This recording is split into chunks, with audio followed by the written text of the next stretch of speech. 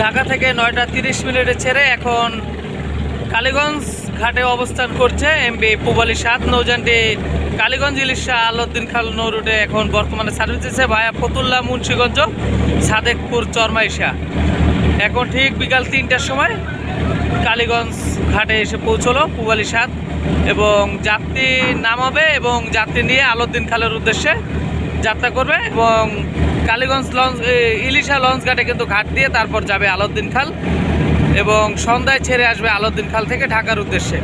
আপনারা সকলে ভিডিওটি দেখতে থাকুন, ভালো লাগলে লাইক দিয়ে কমেন্ট করুন, আর এই চ্যানেলে নতুন হয়ে থাকলে অবশ্যই চ্যানেলটি সাবস্ক্রাইব করে পাশে থাকা বেল বাটন বাজিয়ে দিন। ধন্যবাদ সবাইকে, আসসালামু আলাইকুম।